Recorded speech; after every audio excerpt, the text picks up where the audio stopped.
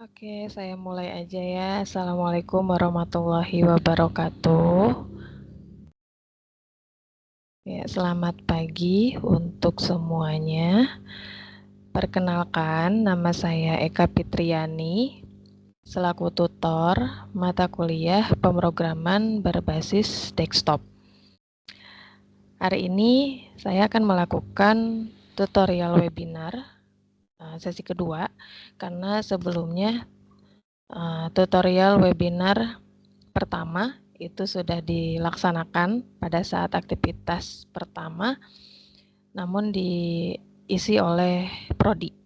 Jadi saya sekarang akan memberikan tutorial webinar sesi kedua mengenai review materi dari aktivitas 1 sampai aktivitas ke-7 berarti ya.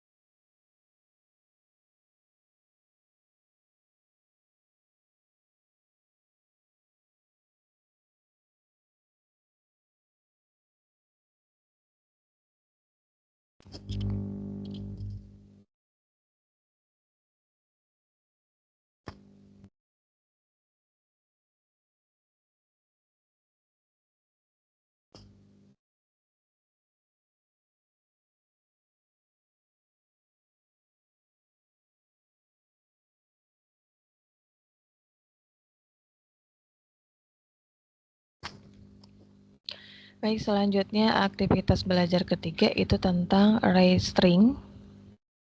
Ada metode pada array dan string, ya. Untuk membantu proses pembelajaran, ya teman-teman boleh membaca ya modul ketiga dari buku materi pokok mata kuliah pemrograman berbasis desktop. Ini saya akan membuka materi inisiasinya.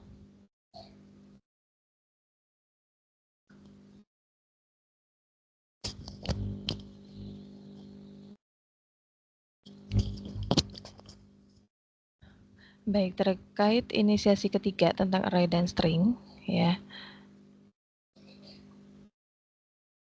Ini untuk array dan stringnya. Array merupakan sebuah struktur data yang memuat data dengan tipe yang sama. Ukuran array bersifat tetap, artinya array akan mempunyai ukuran yang sama sejak pertama kali dibuat. Array dalam Java adalah objek disebut juga sebagai tipe referensi, sedangkan elemen dalam array Java bisa primitif atau referensi. Ini contohnya, ya. Contoh yang ada di array. Kemudian ini ada array satu dimensi. Sebagai sebuah objek array harus diciptakan dengan menggunakan kata receive new, ya. Bentuk umum dalam pendeklarasian array dalam Java adalah seperti ini. Bisa dilihat ya. Jadi ada public class array. Ini public static void main. Integer jumlah hari. Ini jumlah harinya ada 31, 28, 31, 30.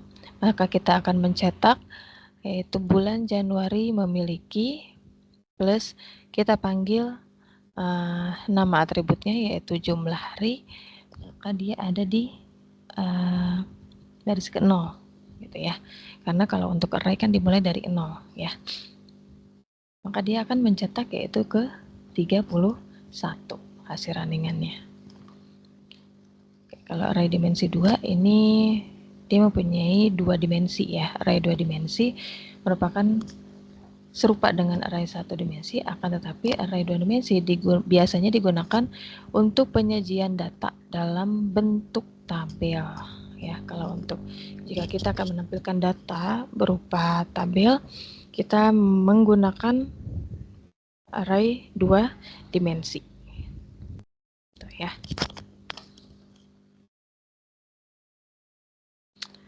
String adalah kelas yang menangani deretan karakter. Kelas ini mendukung sejumlah metode yang sangat berguna untuk memanipulasi string, misalnya untuk mengkonversi setiap huruf kecil menjadi huruf besar atau sebaliknya. Contoh di sini, cara pertama ini string nama. Jadi untuk penulisan string sebenarnya ada beberapa cara ya. Ini untuk yang cara kedua, string nama kurung siku titik koma. Jadi kalau untuk Java penulisannya harus diakhiri dengan titik koma ya. Kalau misalnya nanti tidak ada titik komanya pasti akan debug ya. Kemudian cara ketiga dengan kata kunci. Nah, misalnya string nama kemudian ada new string gitu ya. Ini ada beberapa cara untuk mendeklarasikan sebuah string.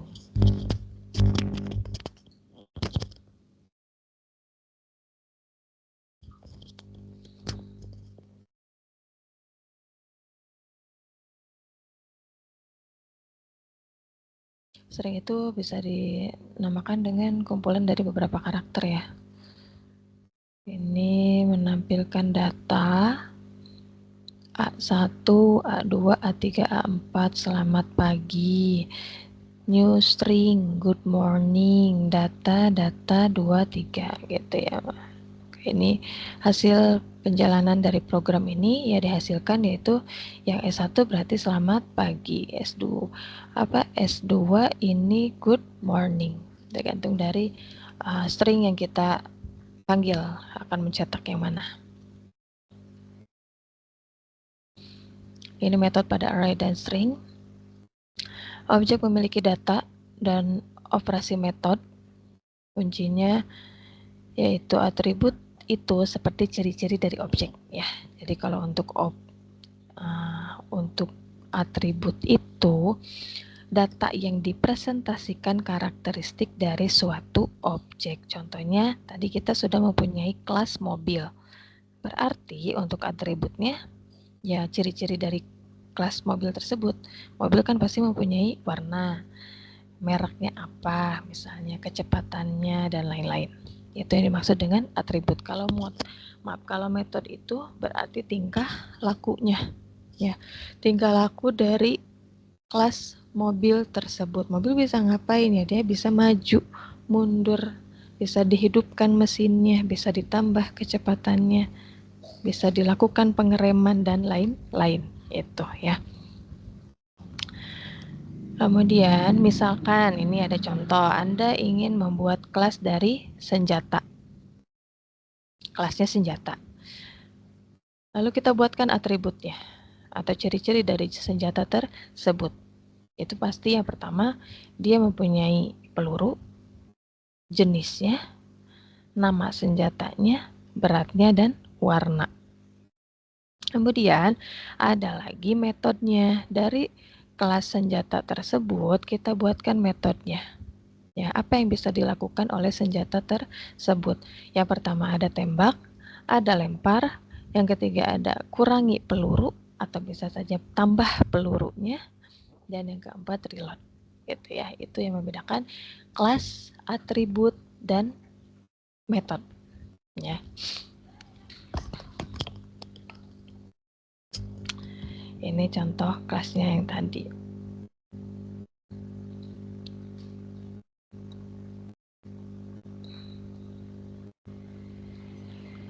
Oke, nanti saya contohkan ya di text editor terkait penulisan contoh sederhana atau program sederhana dari OOP.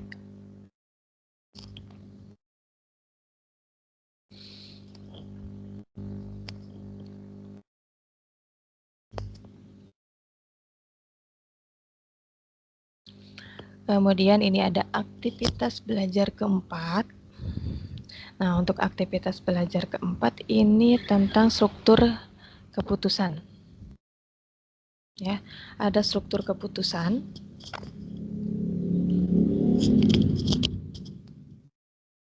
Di mana struktur keputusan pertama ini membahas tentang struktur if dan struktur if else. Ya. Jadi teman-teman harus memahami tentang pembuatan program dengan struktur keputusan if else gitu ya. Jika dilibatkan sebuah kasus tapi dalam pengambilan keputusan itu lebih dari satu atau dua pilihan. Jadi kita menggunakan if else. Oke, saya buka materi inisiasinya dulu. Saya review sebentar ya.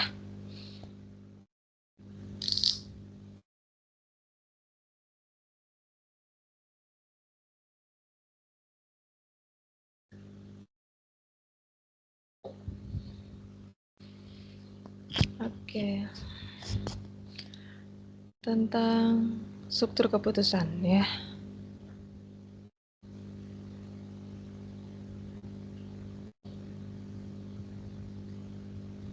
Bentar. Ini yang pertama ada struktur if. Percabangan if adalah percabangan yang hanya memiliki satu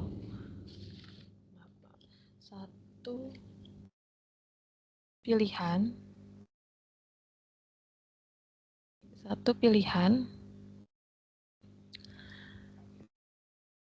Artinya pilihan di dalam if hanya akan dikerjakan atau kalau kondisinya benar. Tapi kalau salah tidak akan melakukan apa-apa. Jadi kalau hanya satu pilihan, kalau dia dinyatakan benar maka dia akan tereksekusi. Tapi kalau misalnya salah maka tidak akan terjadi apa-apa gitu ya. Maka dia akan lanjut ke eksekusi perintah berikutnya, dia akan mengulang lagi. Ini contohnya public class if Japa. Nama kelasnya berarti if Japa. Kemudian kita akan public static void main string ya, integer usia. Usia sama dengan 20. Ini nama atribut atau variabel ya, usia. Dia termasuk tipe data integer, kemudian pemberian nilainya yaitu usia sama dengan 20. Kenapa dia tidak menggunakan kutip 1 atau kutip 2 di sini? Karena dia berupa integer, berupa angka. Jadi tidak boleh ada kutip ya. Dan harus diakhiri dengan titik koma ya. Kemudian kita lakukan struktur if di sini. If dalam kurung usia lebih dari 18. Kemudian kita cetak lebih dari 18. Nah, kira-kira ini hasilnya akan benar atau salah? Ya, kita teliti di sini bahwa usianya itu sama dengan 20. Gitu. Kalau misalnya dia benar, maka dia akan menghasilkan atau mengeksekusi dari struktur if ini. Tapi kalau misalnya salah, dia akan mengulang lagi. Gitu, atau tidak akan terjadi apa-apa, seolah tidak terjadi apa-apa, gitu ya. Kemudian ini untuk if else. Kalau untuk if else, percabangan if else memiliki pilihan alternatif kalau kondisinya salah, seperti pada gambar yang di bawah ini. Ya, kalau misalnya kondisinya benar, maka pernyataan satu yang akan dieksekusi atau ditampilkan. Tapi kalau misalnya ternyata kondisinya salah, maka dia akan masuk ke pernyataan kedua, baru dieksekusi atau yang ditampilkan. Ya, contohnya string condition sama dengan hujan. Nah, ini hujan termasuk string ya, kumpulan dari beberapa string karena lebih dari kumpulan dari beberapa karakter, lebih dari satu karakter. Itu. Jadi dia hujan harus menggunakan kutip 2. Masuk ke kondisi if else-nya. If condition sama dengan cerah. Gitu. Kalau misalnya cerah, ya maka dia akan sistem naik Gojek. Tapi kalau misalnya kondisinya hujan, ya otomatis ini else yang kedua pasti akan membaca kondisi yang selain cerah. Itu apa? Pasti hujan gitu ya. Kalau misalnya else cerah selain dari kondisi hujan, maka dia akan naik gokar gitu ya. Jadi lebih dari satu pilihan. Contohnya, jika saya lapar, saya makan. Else atau selain itu, saya minum. Bisa gitu ya. Jadi lebih dari beberapa ini ya, lebih dari satu kondisi atau satu pernyataan. Itu struktur if else. Nah, kalau untuk if else if, ini contohnya yaitu lebih dari satu ya, banyak berarti pilihannya gitu ya. Kalau untuk if else ini contohnya, jika nilainya lebih dari 90 maka grade-nya A. Jika nilainya lebih dari 80 maka grade-nya B+. Jika nilainya lebih dari sama dengan 70 maka grade-nya B. Jika nilainya lebih dari 60 maka grade-nya C+. Gitu ya. Kalau misalnya nilainya 70 berarti dia akan menghasilkan yang mana, yaitu yang grade B karena ada sama dengannya ya. Ya, dia akan mencetak yang kondisi yang ini, else if yang ini statement atau pernyataan. Nested if. Nah, kalau nested if di dalam if gitu ya. Jadi di dalam satu if itu ada pilihan lagi. Ya, ini contohnya. Kemudian menggunakan operator logika. Logika itu berarti true atau false.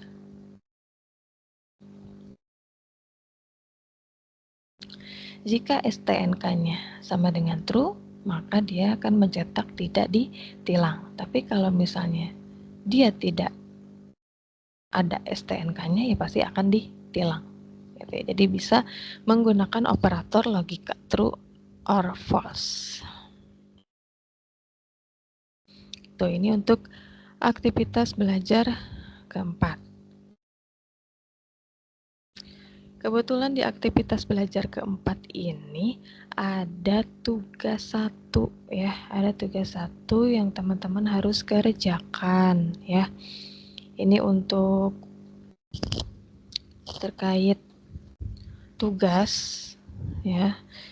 Jadi mahasiswa mampu mengimplementasikan penggunaan tipe data, variabel, identifier, keyword pada kelas, objek, dan metode.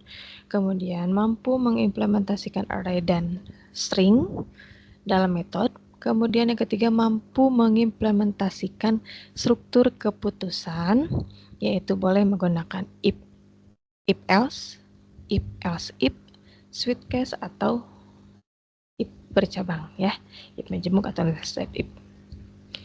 Ini ada program Java yang teman-teman harus buat, yaitu berupa restoran makanan, di mana restoran makanan ini ada aplikasi restoran ini memiliki beberapa fungsi, yaitu input menu restoran ya. Jadi nanti customer bisa melakukan inputan menu restorannya, yaitu berupa makanan atau minuman beserta harganya ya. Ada lagi melakukan pemesanan.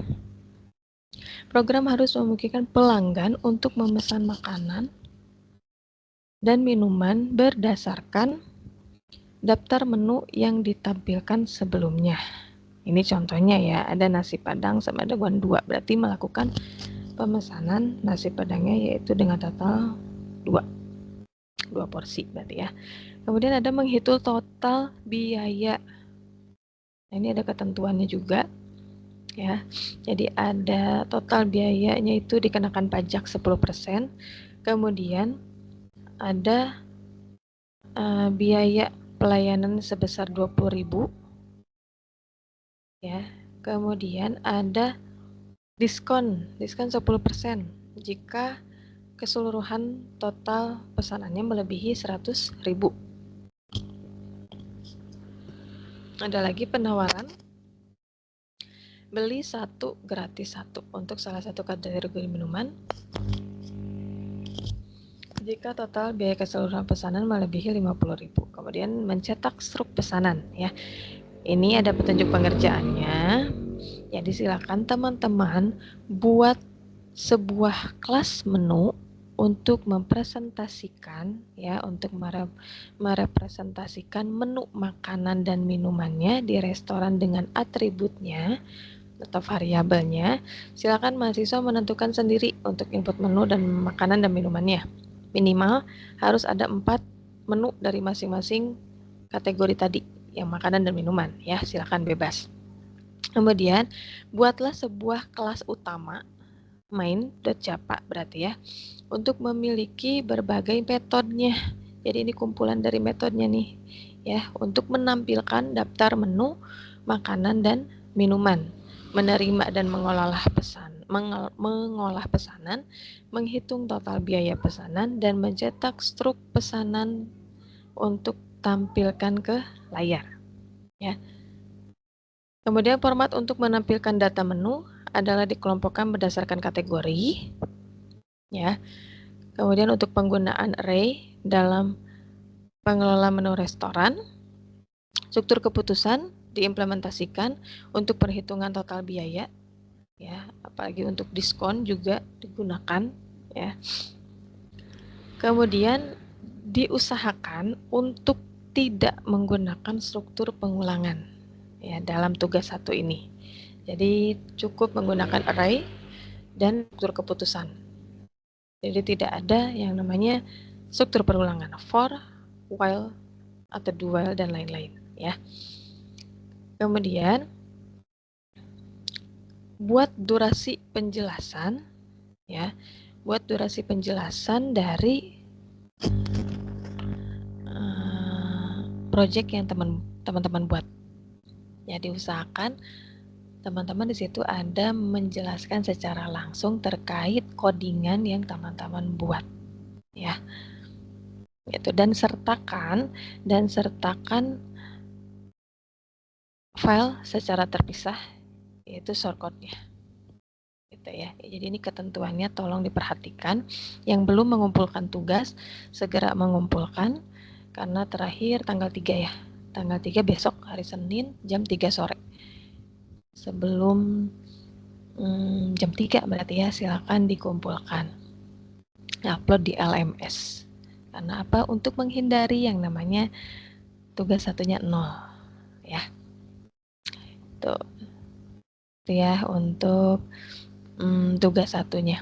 Ada beberapa juga yang sudah saya nilai atau saya cek ya, ada yang sudah sesuai ketentuan, ada juga yang belum ya, belum sesuai ketentuan gitu. Jadi mohon diperhatikan pada saat mengerjakan tugas yang harus disesuaikan dengan petunjuk pengerjaannya atau ketentuan yang ditetapkan ya.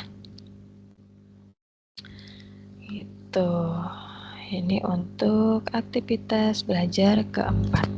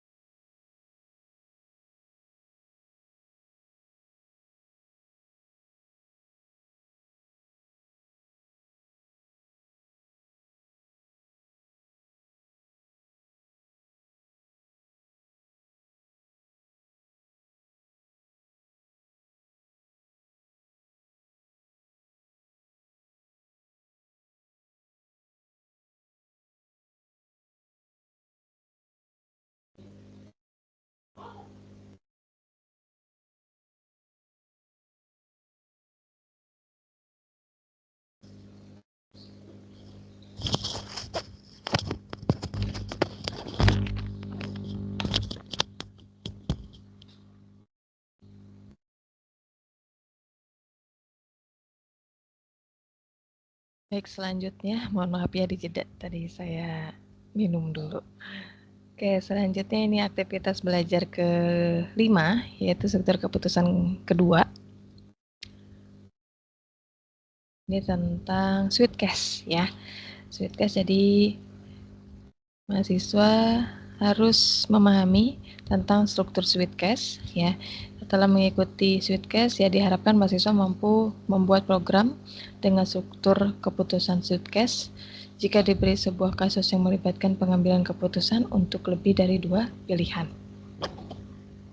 Ya, boleh dipelajari di modul keempat yang ada di buku materi pokok mata kuliah pemrograman berbasis desktop ya. Saya buka untuk materi inisiasinya.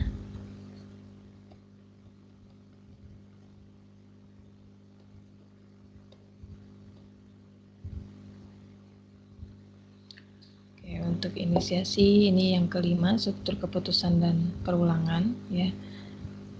Masih membahas tentang Sweetcase ya, keputusan. Sebentar.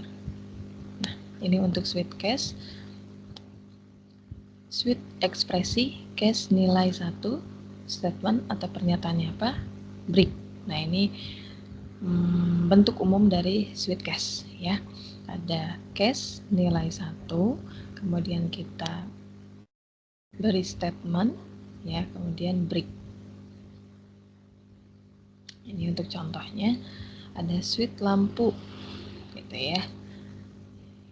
Ekspresinya berarti lampu.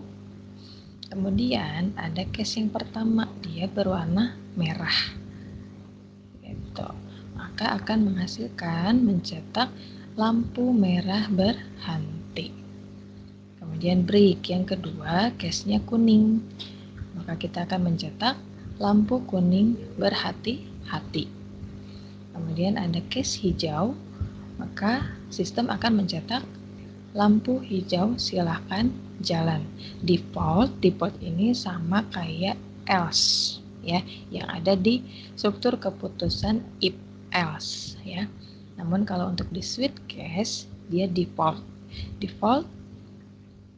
warna lampu salah. Jadi selain else atau default merah, kuning, hijau, misalnya kita menginputkan ungu, gitu ya, warna ungu, ya berarti dia akan mengeksekusi yang pilihan terakhir ini.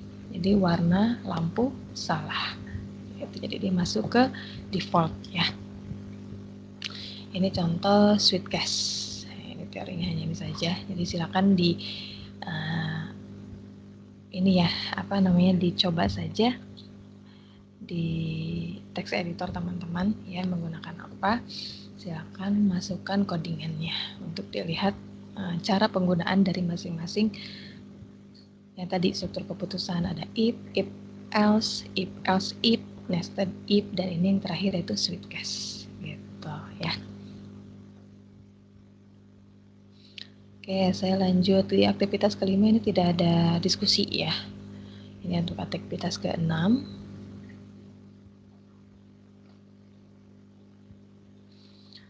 Aktivitas ke-6 itu mulai ke perulangannya, ya, struktur perulangan.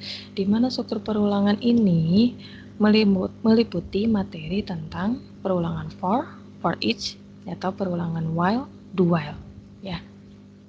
Kalau secara teori sih sama saja ya, semua pemrograman terkait materi perulangan, percabangan, tipe data, dan lain-lain itu sama. Cuman dalam penerapan, dalam setiap penulisan bahasa pemrograman mungkin berbeda. Ya, itu yang membedakan saja. Tapi kalau untuk bentuk umum dan lain-lain itu sama. Ini materi inisiasinya.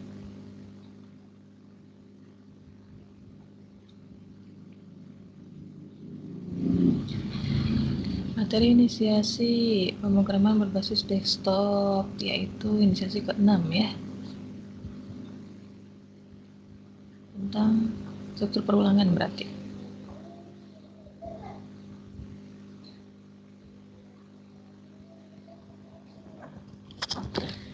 Oke, ini untuk struktur perulangan perulangan for. Perulangan dalam pemrograman dibagi menjadi dua kelompok. Ada counted loop, ya, perulangan yang jumlah perulangannya terhitung atau tertentu. Dalam kelompok ini ada perulangan for. Ada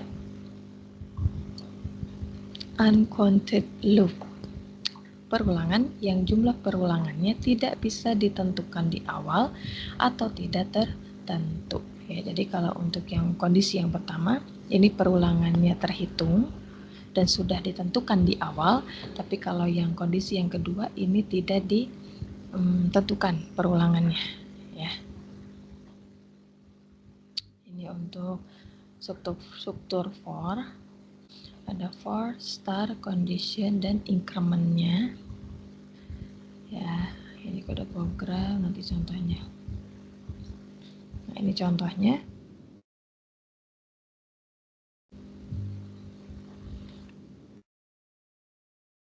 Ini contohnya. Ini contohnya integer i. Ya, ini variabelnya i atau atributnya i, ya. For i sama dengan 1. Dengan 1 sebagai apa? Yaitu start. Ya, mulainya perulangan itu dimulai dari angka 1. Kemudian ada i kurang dari 10.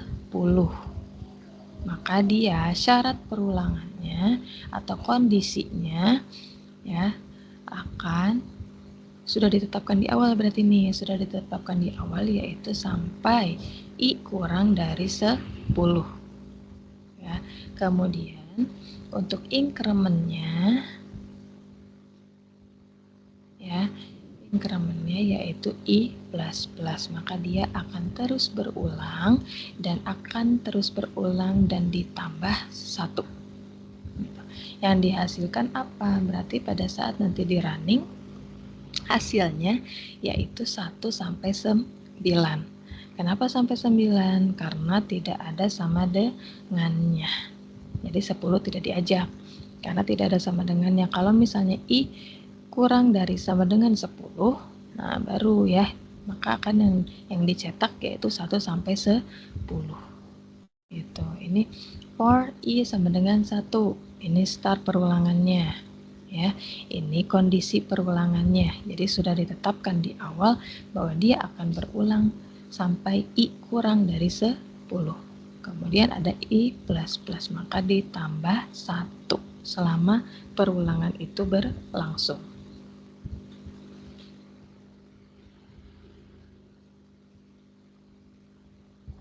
Ini untuk perulangan for each.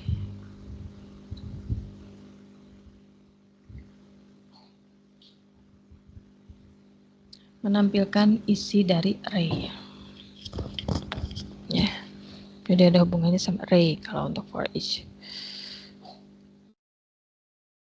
Perulangan while. Struktur perulangan while. Nah, ini untuk bentuk umumnya. Start, while, condition, kode programnya apa, kemudian increment. Nah, ini kelas belajar, nama kelasnya belajar ya. Public static void main string. Integer I sama dengan 1, maka dia akan dimulai dari 1. Kemudian while-nya, proses perulangannya I kurang dari sama dengan 5. Sistem outprint I yaitu I++ ya akan bertambah 1. Jadi 1, 2, 3, 4, 5. Itu hasil runningannya ya. Ini sama. Tuh, selanjutnya untuk aktivitas belajar ke-7. Kalau untuk aktivitas ke-7 ini konsep UML ya, Unified Modeling Language.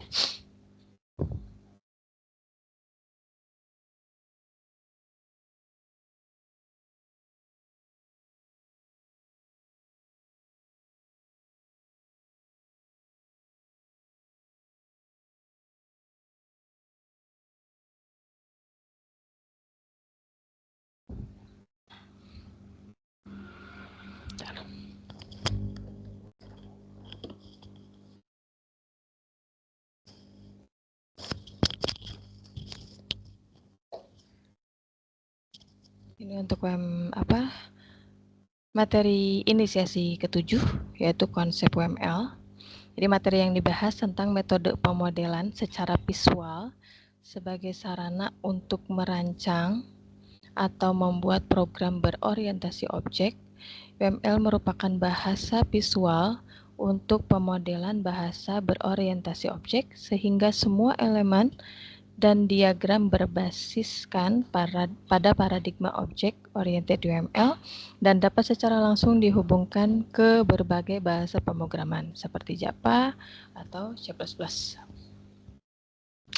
Bahkan dapat juga dihubungkan secara langsung ke dalam sebuah object oriented database gitu ya. Untuk lebih lanjut ya teman-teman bisa membaca modul ke-6 terkait UML ya.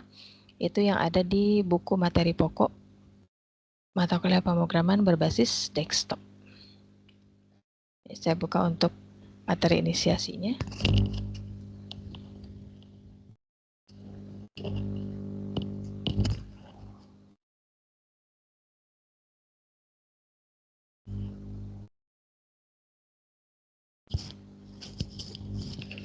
Baik, kalau pengertian dari UML ini merupakan pengganti dari metode analisis berorientasi objek dan desain berorientasi objek, and desain yang dimunculkan sekitar akhir tahun 80-an dan awal tahun 90-an ya.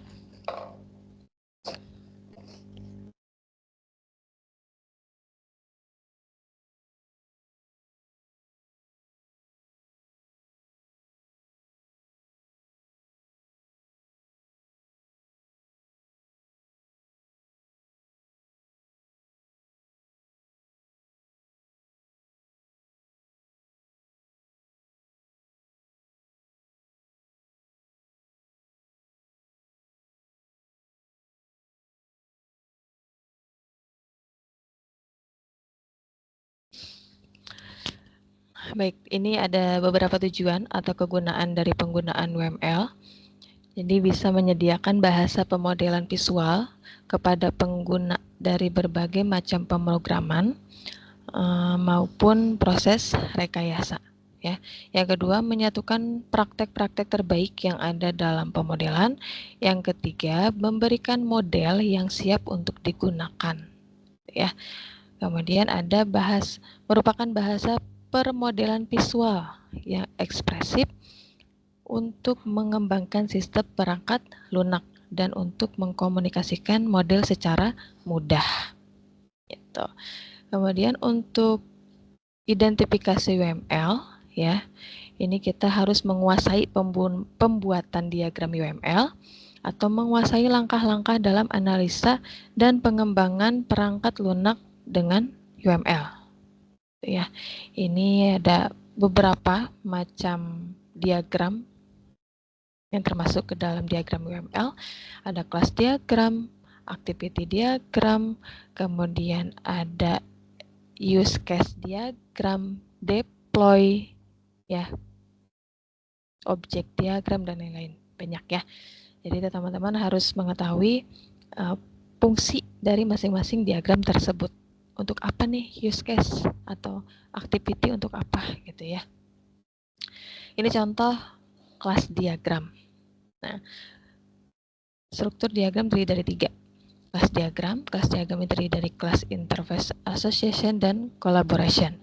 Kalau untuk behavior itu ada use case diagram, sequence diagram, collaboration diagram, structure diagram, dan activity diagram.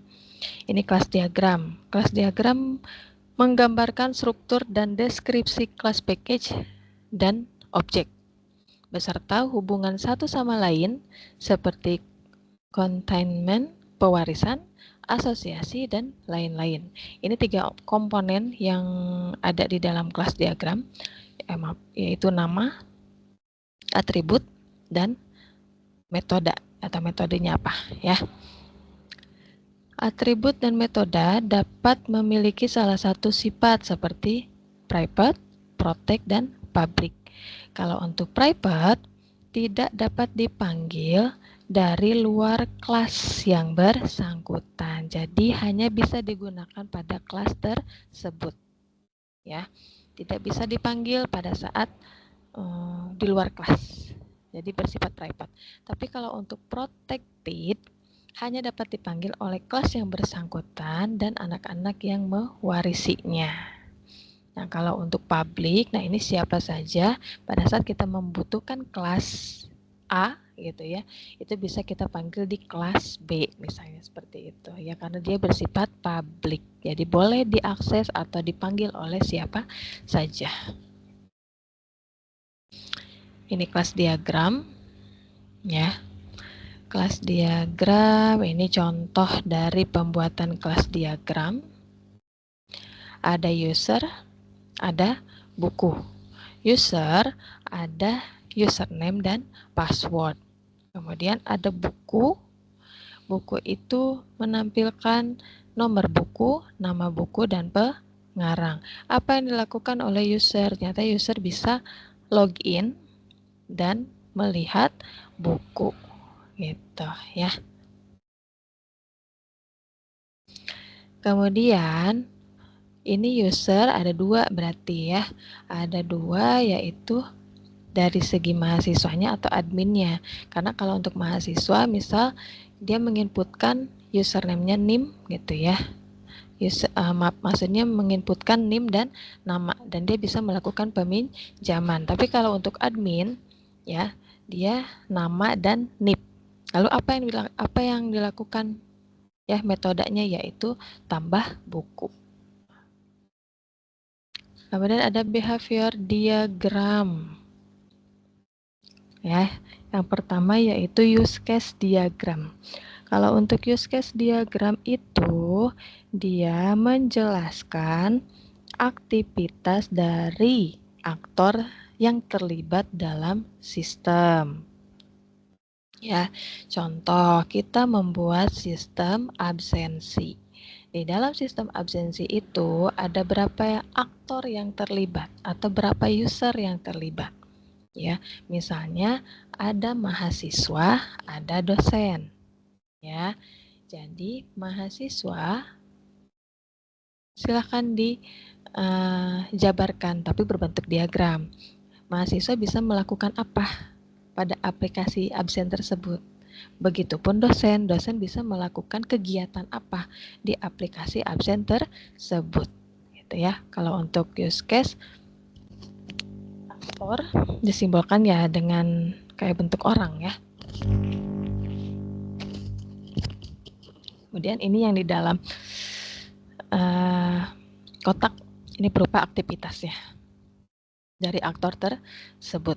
Kalau misalnya ini kenapa bisa saling keterhubungan, sebenarnya itu dia aktivitasnya sama. Jadi bisa menggunakan use case yang sama gitu ya. Ada sequence diagram. Kalau sequence diagram itu diagram yang menggambarkan interaksi antara objek yang ada di dalam dan di sekitar sistem, termasuk penggunanya, displaynya, dan sebagainya. Ya, jadi hubungan dari si interaksi objek dengan sistem, gitu ya. Itu yang sequence diagram. Contohnya customer melakukan login. Ya, ini login sistem. Kemudian divalidasi ini usernya, gitu ya. Kalau misalnya oke, maka dia akan menampilkan data user. Kemudian ada collaboration diagram. Collaboration diagram menggambarkan interaksi antar objek seperti sequence diagram, tetapi lebih menekankan pada peran masing-masing objek dan bukan pada waktu penyampaian message. Ini contoh penulisan diagramnya seperti ini ya. Karena masing-masing diagram itu bentuknya pasti berbeda. Nah, ini untuk state chart diagram. Contoh login. Dia bisa insert user dan password, kemudian divalidasi. Kalau data valid ya, dia akan masuk ke programnya. Tapi kalau misalnya tidak, pada saat validasi user dan passwordnya salah, maka dia akan kembali ke awal. Ini untuk activity diagram. Kalau activity diagram itu alur aktivitas dalam sistem yang kita rancang. Gitu. Pada saat kita pembuatan sistem, kita akan membuat activity diagramnya. Karena itu merupakan alur dari sistem yang kita buat.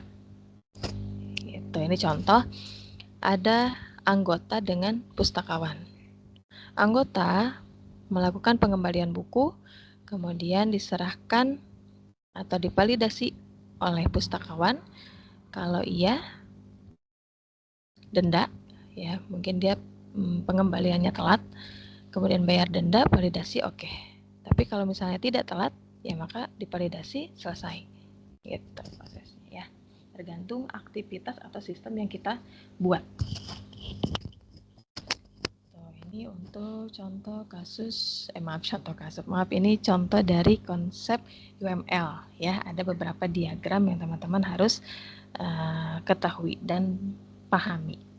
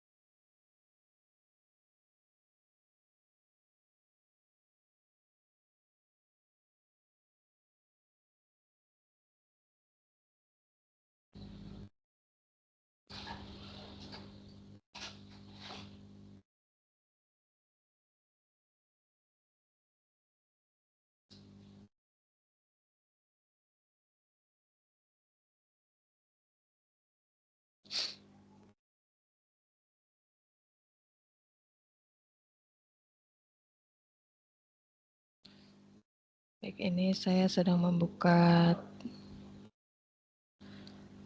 teks editornya. Saya menggunakan VS Code ya teman-teman. Ya, kalau teman-teman menggunakan NetBeans boleh gitu ya. Tapi kalau di sini saya menggunakan VS Code, jadi dibebaskan ya, tergantung kenyamanan dari teman-teman sendiri maunya menggunakan teks editor apa gitu ya. Ini contoh.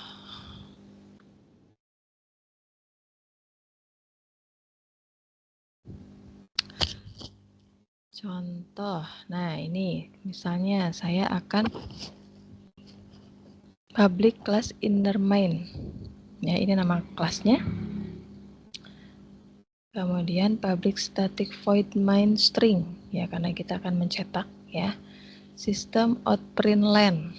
Nah, ini yang kalimat atau kata yang akan kita cetak gitu ya. Ini ya bentuk umum atau sederhana dari Java ya. Saat kita running,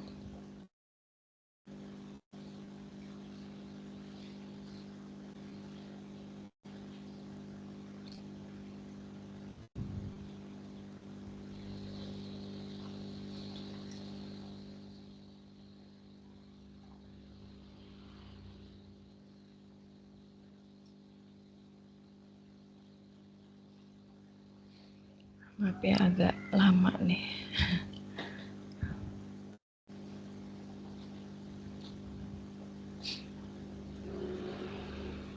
Nah, tes ya, dia muncul tes sesuai dengan sistem out print len apa yang akan kita tampilkan ya pada saat di running.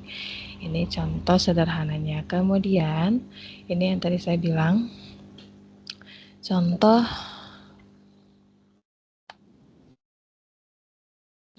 ada kelas mobil ya.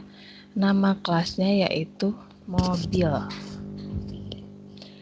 Kemudian ada kita membuat atribut ya atau ciri-ciri dari kelas mobil tersebut. String merek, string warna. Merek dan warna ya karena yang akan kita hasilkan berupa huruf ya maka dia termasuk ke tipe data string ya. Kemudian kita buat metodenya. Mobil itu bisa ngapain gitu ya. Kemudian kita buat metodenya yaitu tampilkan info. Contoh ya. System out print len. Ya, merek plus merek. Nah, ini berarti nama dari atributnya. Ini harus sama dengan yang ada di pendeklarasian di atas. Jadi jangan sampai berbeda pada saat pemanggilan di bawah di sini ya. Nah, kemudian kalau sudah public static void main string ya, kita akan membuat objek atau misalnya ini tuh yang public static void itu metode utama yang selalu dijalankan pertama kali ya pada saat di Java ya. Kemudian ada membuat objek dari kelas mobil. Nah, ini kan mobil ini kelas namanya. Lalu kita membuat objek dari kelas mobil ini yaitu mobil 1 sama dengan new mobil kurung buka kurung tutup titik koma. Kemudian kita mengisi nilai atributnya. Mobil 1 dot merek sama dengan Toyota, mobil 1 dot warna sama dengan merah. Lalu kita panggil metodenya yaitu mobil 1 dot tampilkan info. Yang kita panggil di sini yaitu nama objeknya, bukan nama kelasnya. Gitu ya. Jadi pada saat di running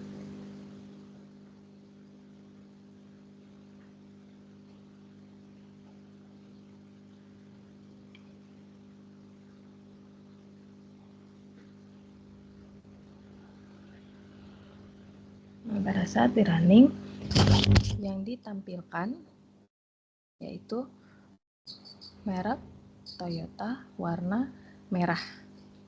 Ini sesuai dengan yang kita panggil gitu ya.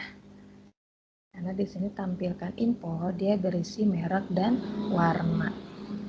Dan merek sudah mempunyai nilai yaitu Toyota, warna yaitu merah. Gitu. Ini contoh sederhananya ya. Contoh sederhana pada saat penggunaan kelas, metode, atribut, kemudian pembuatan objek dan pengisian nilai atribut ya. Kemudian ada lagi contoh ini saya sudah membuatnya, mahasiswa ya. Ini sama tentu saja ya.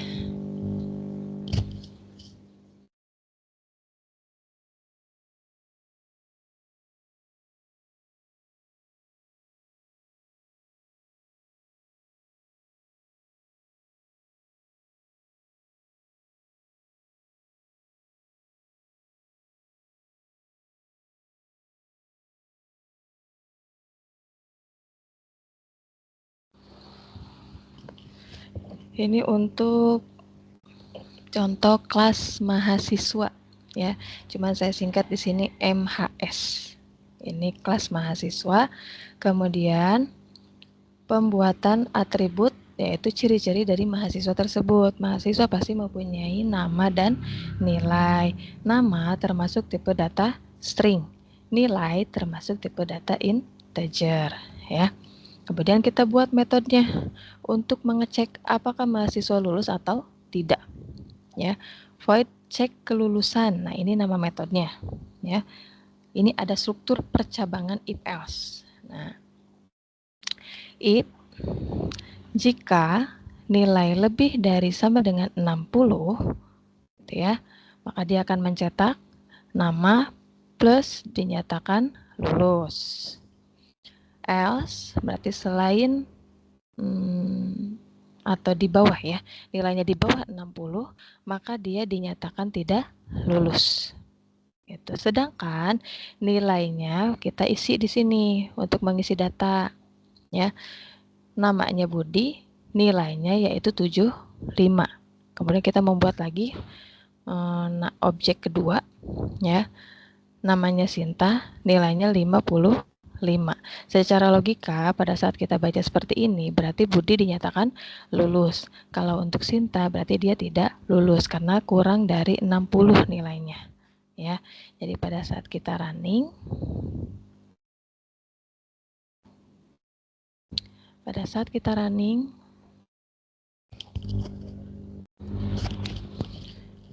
nah, Budi dinyatakan lulus, sedangkan Sinta dinyatakan tidak lulus, gitu ya. Ini tergantung dari nilai, berarti ya, nilai yang ada di yang kita tentukan. Ya, kalau misalnya ini diganti, Sinta juga 80, gitu ya.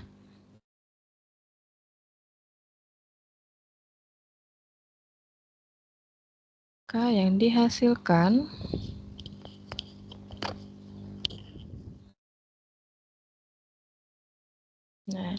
Budi dinyatakan lulus dan Sita juga dinyatakan lulus karena nilainya lebih dari 60 semua. Tuh ya.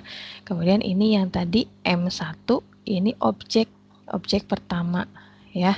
Objek dari kelas mahasiswa. Ini ada M2, ini juga nama objek dari mahasiswa, tapi dari penamaan nama objek kedua. Tuh ya.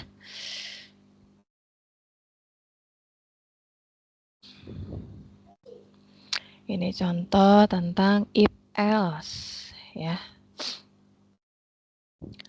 Untuk terkait ini juga masih program sederhana ya, program sederhana yang ada metodenya, kelasnya gitu ya.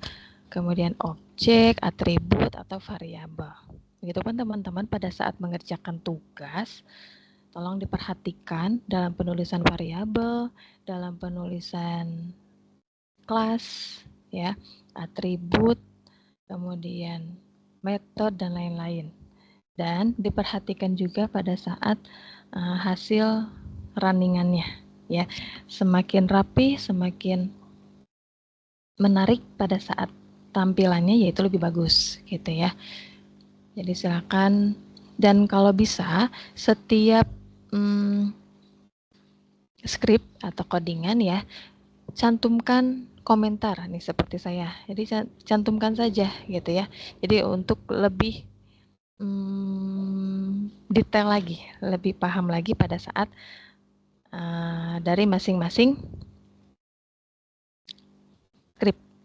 Jadi ada keterangannya, jadi ada komentarnya atau penjelasannya gitu ya. Jadi boleh silakan disertakan ya komentarnya, itu lebih bagus. Kemudian tampilan dari hasil runningan juga diperhatikan, lebih rapi, lebih menarik juga, itu lebih bagus dari segi penilaian nanti yang saya nilai ya.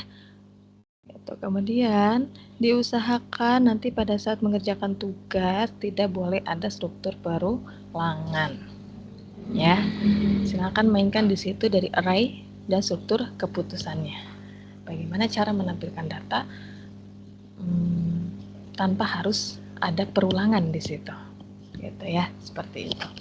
Kalau misalnya ada yang merasa pada saat saya nilai kan itu ada komentar dari saya juga, kalau merasa mau direvisi silahkan sebelum waktu habis ya, sebelum waktu uploadnya selesai. Kalau masih ada waktu silahkan upload ulang, nanti juga saya akan update nilainya gitu. Ini public kelas mahasiswa, string nama, integer, nilai. Nah, ini aja kalau pada saat penulisan atribut ya, kalau misalnya S-nya kecil, dia pasti akan error, salah, merah gitu ya. Karena ini pasti salah arti. Ya, karena yang kalau misalnya tipe data dia harus menggunakan string tuh dia pakainya S besar. Tapi kalau integer bolehan B-nya kecil, integer I-nya kecil ya. Ini ya, ini keyword ya, keyword yang ada di Java. Jadi kalau misalnya string tapi S-nya kecil itu pasti beda arti lagi. Dan pasti akan debat. Tuh ya. Kemudian ini yang ada di antara kutip dua ini pernyataan. Walaupun misalnya di sini ada typo, bagaimana itu bebas, nggak akan ngaruh ke codingan, gitu ya. Yang ngaruh ke codingan tuh yang mana? Yang ini. Kalau misalnya di sini nama, n-nya seperti ini.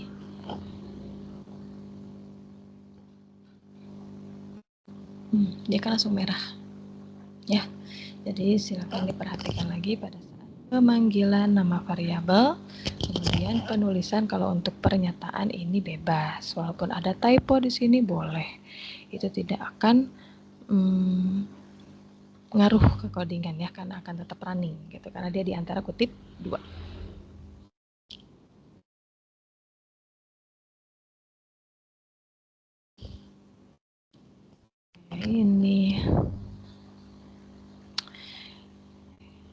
Ini termasuk ke dalam enkapsulasi ya, karena dia dalam satu kelas yang sama.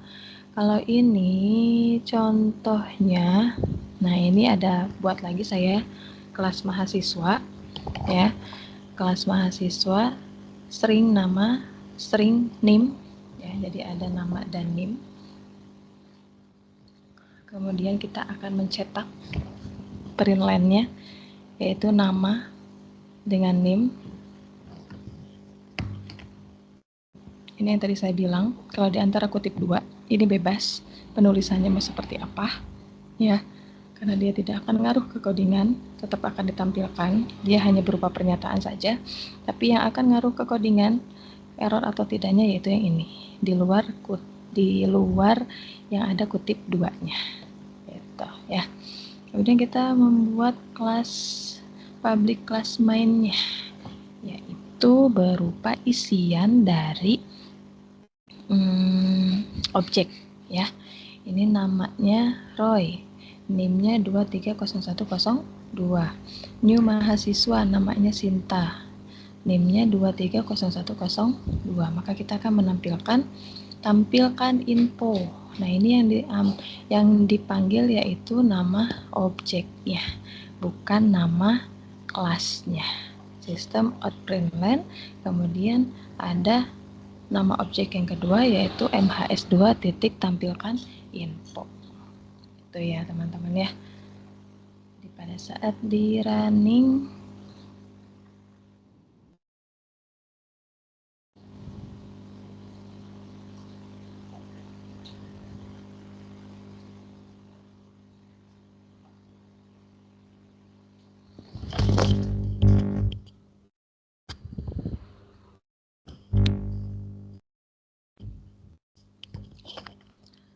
pada saat di running ada nama Roy Nim.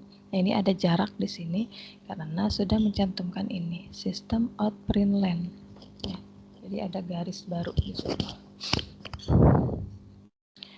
Itu ya teman-teman, itu review materi dari aktivitas belajar pertama sampai aktivitas belajar ke-7. Tetap semangat buat semuanya.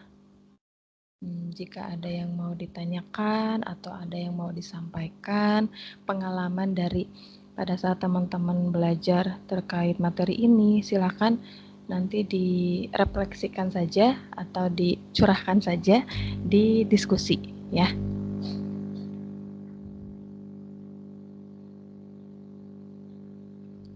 Bentar, saya lihat.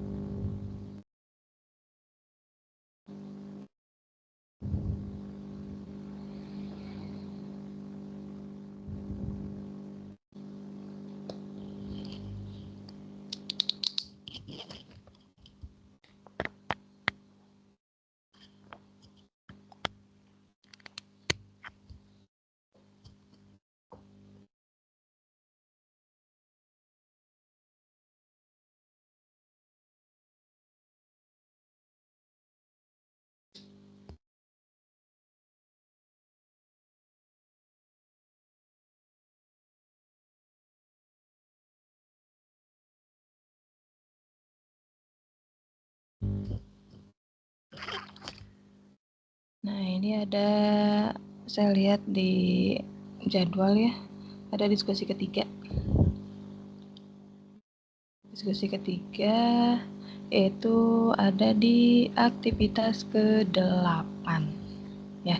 Jadi mohon nanti teman-teman jika ada yang mau disampaikan terkait ya pemahaman materi atau misalnya ada kendala, boleh disampaikan di diskusi saja gitu ya. Nanti kita bisa diskusi di laman diskusi itu gitu ya. Nanti ada diskusi lagi di pertemuan di aktivitas ke-12 gitu ya.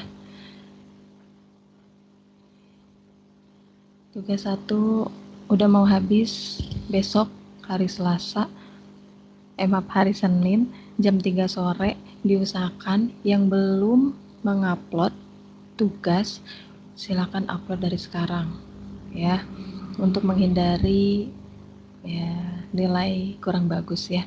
Jadi silakan diupload saja. Harus ada dan dari tugas 1 dan tugas 3. Jadi jangan sampai ada yang bolong nih tugasnya ya. Tetap semangat buat semuanya. Walaupun pasti teman-teman ada kesibukan lain ya, yaitu sambil kerja ya. Tapi ya semangat semua, semoga bisa mengerjakan tugasnya dengan baik dan benar. Di-upload sebelum batas waktu yang ditentukan. Ya, untuk semua tugas sebelumnya, maksudnya bukan di mata kuliah saya aja, semoga di mata kuliah yang lain teman-teman juga bisa mengerjakan tugas dan menguploadnya sebelum batas waktu yang ditentukan ya. Semangat buat semua ya. Jadi silakan dilihat saja ini terkait jadwal. Diskusi ketiga ada di pertemuan atau di aktivitas 8. udah mulai ada tugas 2 lagi nih ya. Jadi udah ada tugas kedua lagi ya, ada mulai di aktivitas ke-8 ya.